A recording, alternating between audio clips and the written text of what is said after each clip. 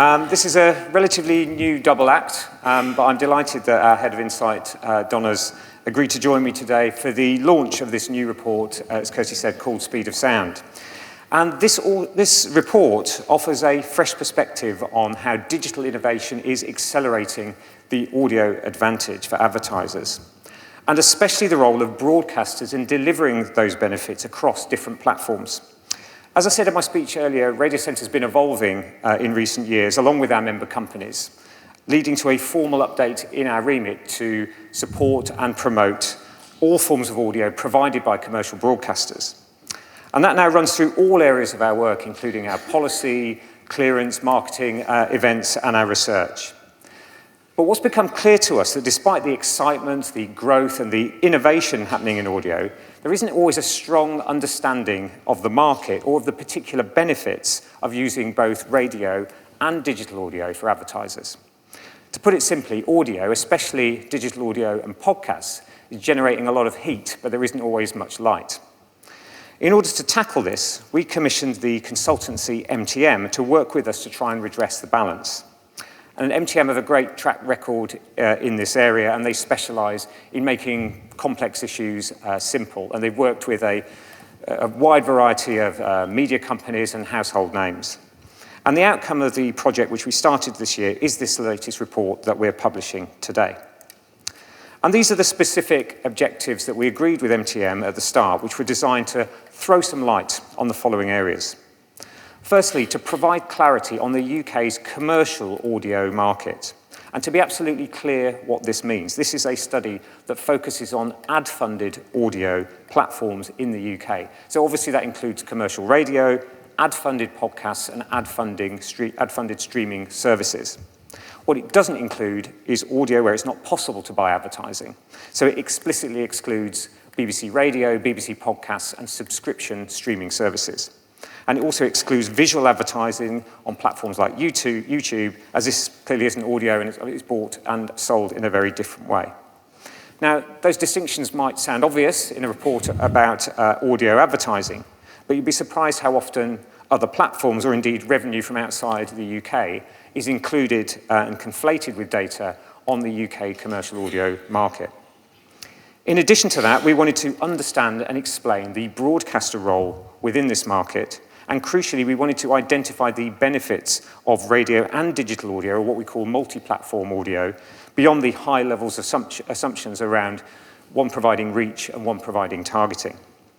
And finally, it was important for us to provide some practical guidance on getting the most out of audio and putting this learning into practice. Okay, so that's what we wanted to achieve. How exactly did we do it? Well, first of all, we needed to understand the perceived value of commercial audio within marketing strategies, how digital audio is bought, sold, and measured, along with any challenges to or barriers to future growth within the market. So MTM and Radiocentre, we spoke to audio advertising experts from media owners, technology partners, and ad agencies, shown here on the screen. Now, this was great because all these insights allowed us to develop a real rounded industry perspective on the commercial audio market, and more importantly, its role for advertisers. Now, in terms of understanding the scale of the market, we turned to a real trusted source of truth for audio, which is the Radar Midas data. Now, Radar Midas stands for Multi-Platform and Device Audio Survey, and it's been running since 2012, and it covers off all audio listening. Now, this they do it across a 7-day period with a 15+ nat rep audience.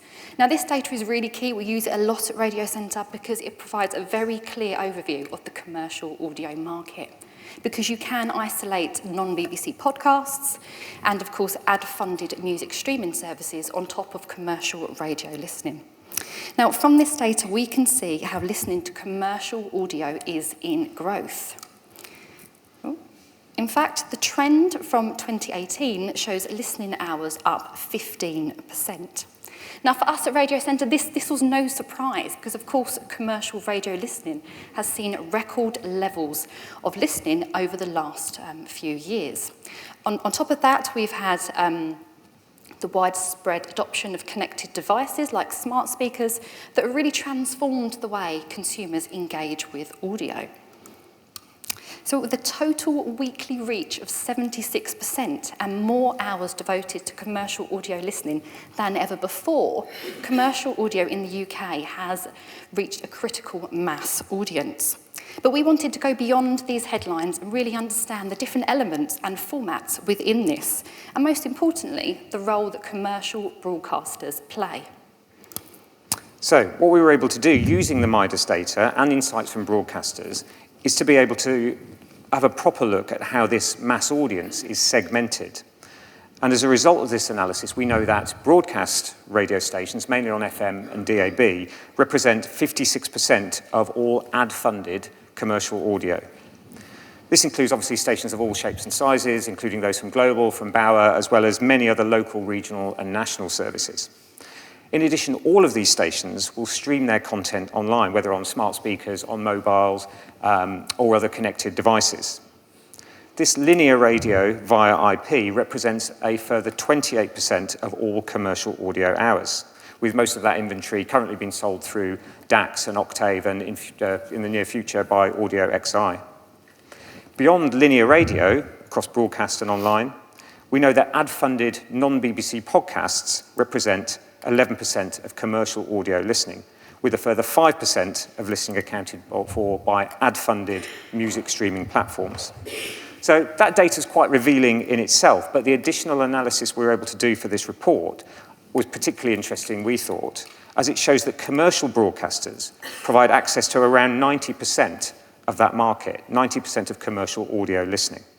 And that's because in addition to radio on broadcast and IP, commercial broadcasters can provide advertisers with the opportunity to reach a significant proportion of podcast listening, as well as several music streaming partners. Okay, but we also wanted to provide greater clarity on how audio advertising revenues are split out for all of those different elements and formats. So as part of this project, we examined ways to improve the accuracy of total commercial audio revenue reporting. So currently, audio revenues are reported to WARC for their quarterly AA report via Radiocentre, and we capture the broadcast radio revenue as well as digital ad formats for commercial broadcasters. But digital audio revenue is also supplied via the IAB as part of their submission of its members. So we worked really closely with WARC and the IAB, and we identified that there was a crossover with media owners that were supplying digital audio revenues to us at Radiocentre, but also to the IAB. So as such, we could dedupe this or identify the duplication and therefore work out a truly or more accurate picture of total commercial audio revenues in the UK.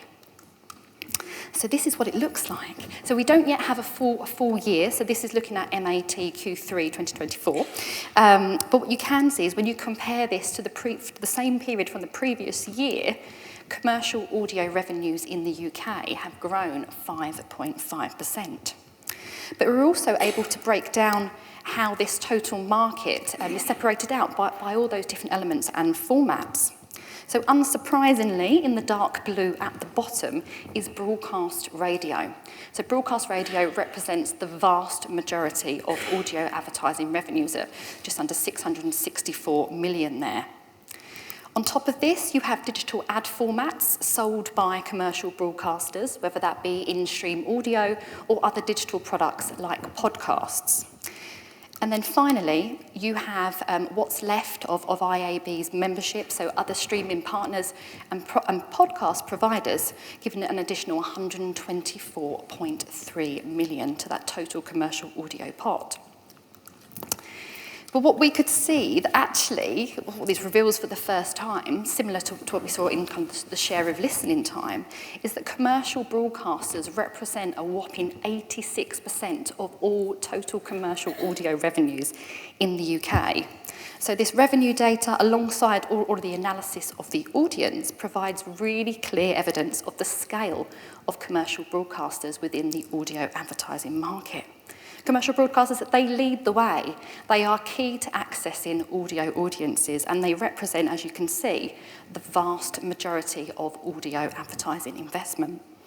But what are these advertisers getting? What are the benefits of using commercial audio across all different formats?